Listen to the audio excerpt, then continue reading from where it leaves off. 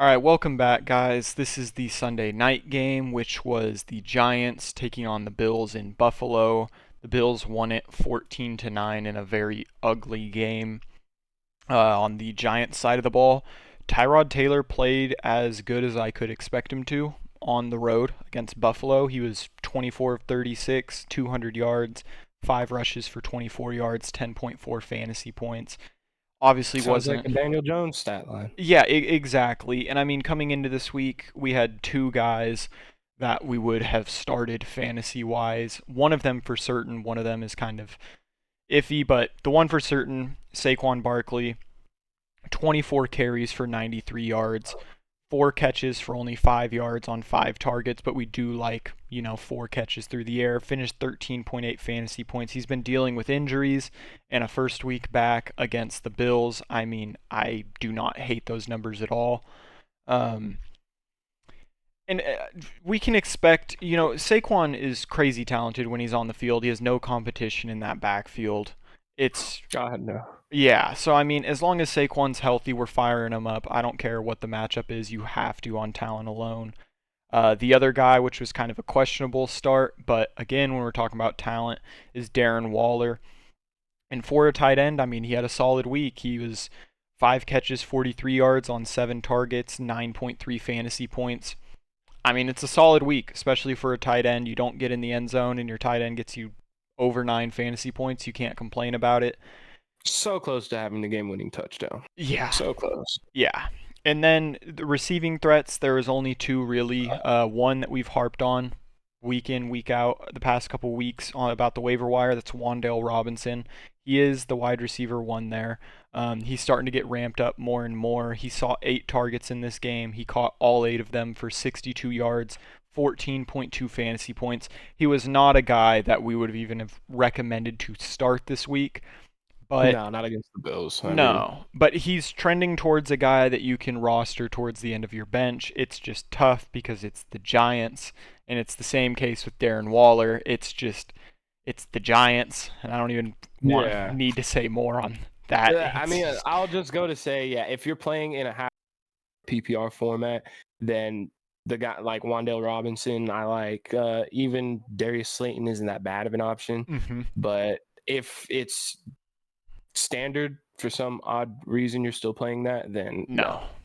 And that's the only other guy I'd written notes on was Darius Slayton. He also had a decent game. I saw 6 targets, caught 4 of them, 69 yards, 10.9 fantasy points. And I mean, that's what you expect from the Giants. Your two guys that you're really thinking, Saquon, you're obviously starting. Darren Waller, it's like it depends who's there on the waivers, the matchups, things like that. Talent alone, he is very good. So he's a guy I would fire up. And then, Wan'Dale is worth, if he's available, depending who your bench is, I mean, he's worth a deep roster spot. Yeah, and like the Giants don't score touchdowns on offense. So at this point, I'm viewing Wan'Dale as kind of like Michael Thomas with a cooler name.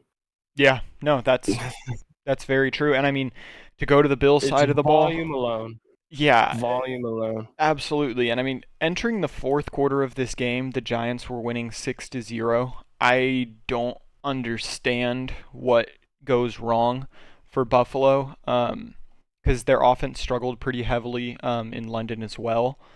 And I kind of figured this was going to be a blow-up game. I thought the Bills were going to score 30-plus points and just blow out the Giants. That did not happen. Josh Allen, he was 19 of 30, 169 yards, 2 touchdowns, an interception, 14.86 fantasy points. His worst week of the season so far. He did injure his shoulder. He's having more tests done on, though. It is not believed to be serious. But again, as we get more info on that, we'll make sure to keep everyone updated. On the ground, I just want to know why Josh Allen does as much criticism as I'm very curious. That's a conversation for another day, but yeah, Josh Allen does turn the ball over quite a lot.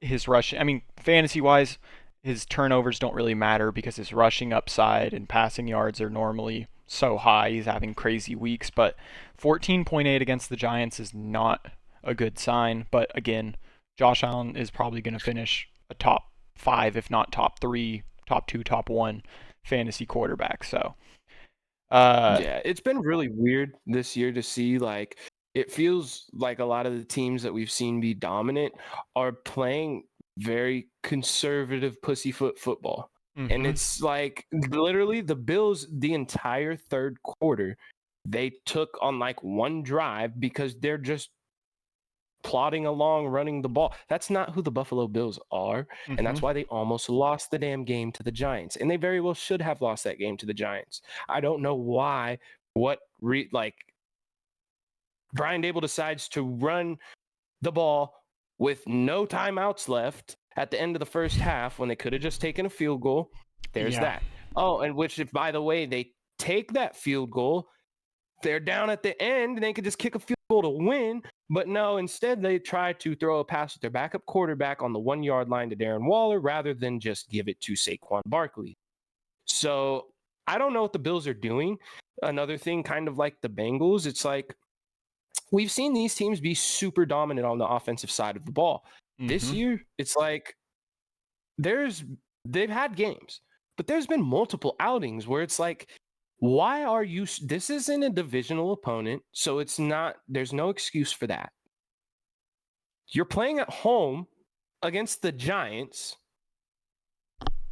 and what I just don't understand. It's like they're treating these teams like they have no chance of beating them, and they come out and get smacked in the mouth and just have no response.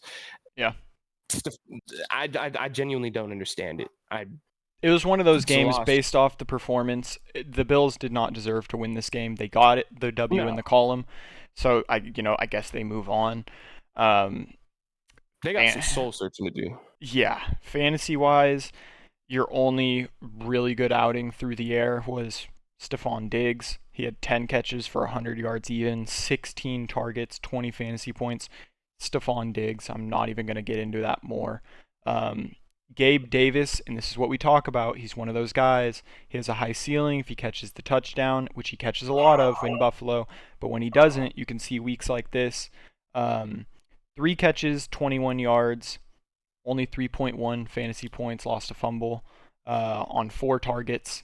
So, like we said, though, this is what you get with Gabe Davis. You're going to have weeks like this, and then you're going to have weeks where he gets you 25 fantasy points. It's just about weathering the storm. Did I think this crazy dud week would come against the Giants? The No. Giants, no, and that's what makes it hard Yeah. because now it's not even at the point where we could look at the matchup and say I like starting Gabe Davis here. You have no goddamn idea. You're Yeah. literally looking at it and you're just like, I'm basing it off of my other matchups, and if I don't like, because you're just throwing Gabe Davis in with a prayer. I was hoping that his consistency through the last 3 games was kind of going to keep building. I don't know if losing that fumble caused them to go away from him, but it was just disappointing on all regards. And yeah, you can no longer look at a matchup and say, like, I like starting Gabe Davis this week because this was a beautiful matchup. Yeah. Yeah, absolutely. And then, we saw Kincaid was out for this game, so we saw a lot more Dawson Knox on the field. It resulted in him getting 6 targets. He caught 3 of them, 17 yards, 4.7. I think this kind of shows I just don't feel comfortable starting either of the Buffalo tight ends. I guess we haven't seen Kincaid with Knox out, but I, at this point, just don't feel comfortable with either of them. The most frustrating part for Bills fantasy owners, Stephon Diggs, Gabe Davis, is that the 2 touchdowns were caught by Deontay Hardy, which was his only catch of the game. Okay, and it gets uglier than that. Quentin Morris caught a touchdown. It was his first catch of the season, What position does he play? tight end, and he only got run because Kincaid was out. His only catch of the season for a touchdown. So Uh, that's just tough to see. I mean, what can you do? Dude, there's But no team more irritating at this point because it's like I know you're about to get into it. So, but the James Cook and yeah, I mean, to get into it, James Cook, right? He plays 49% of snaps, the same amount as Latavius Murray. He runs the ball very efficiently on the ground. He had 14 carries for 71 yards, 7.1 fantasy points because he didn't get a target through the air. And again, Latavius played the same amount of snaps, 12 carries, 45 yards, 4.5 fantasy points. Again, didn't get a target. A running back was not thrown to in this game. And it's one of those things where, James Cook has a very efficient game. Latavius Murray had a much less efficient game, and they're out there the same amount of time. And Yeah. when you're struggling against the Giants, and James Cook's shown the ability to catch balls out the backfield, you're struggling against the Giants. I don't understand He's why. shown the ability to catch balls out of the backfield. He's shown the ability to actually be able to break away and run Mm-hmm. and break a tackle or two and not just immediately get touched and go down like Latavius Murray does. I Yeah, don't get it. The worst thing, you use the box of chocolates analogy. I forgot which player we were talking Calvin about, but Ridley. that Calvin Ridley, and that's at this point everybody but Stephon Diggs on the Bills offense, box of chocolates. Yeah, Because last week we had a goal line touchdown from James Cook. This week, they don't put him in the goal line set one time.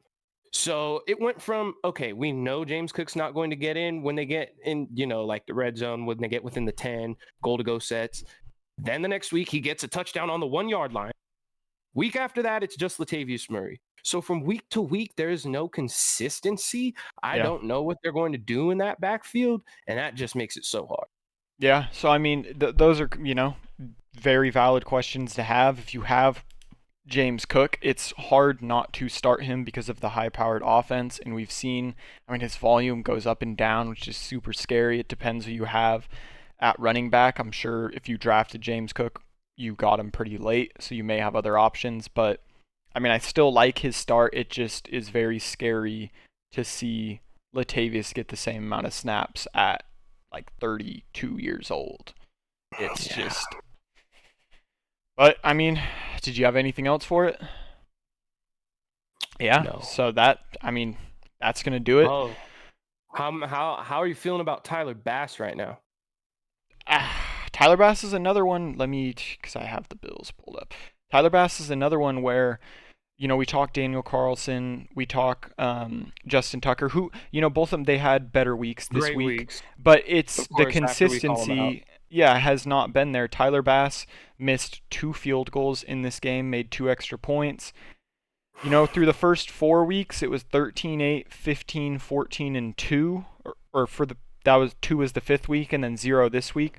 It's just tough. I mean, they play New England next week.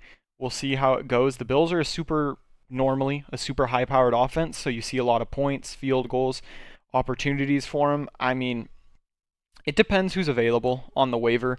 Tyler Bass right now is the kicker number 12, and that's after having, 2 fantasy points in the past 2 weeks. So I'm still holding him. I'm kicking the tires, but he is on that very short leash where I'm like, because kickers are just interchangeable. You can have kickers on worse teams that kick more field goals. It does not matter. You can't get attached to the name. So it's just tough. I mean, that's a Yeah. decision to be had. If you told me you're moving on from him, depending on the option you went with, I mean, it's understandable. The guy gives you 2 points in a matter of 2 weeks. It's just tough. Especially, like, I don't know. Just like seeing the Bengals offense not being able to do anything against the Seahawks and the Bills not being able to do anything against the Giants. It's like, all right, this is definitely a cause for concern. Yeah, no, absolutely. And I mean, as we follow it more, especially next week will be our big week for, kickers, Bengals, things like that. I mean, we'll just see how it plays out. But as always, we appreciate the support.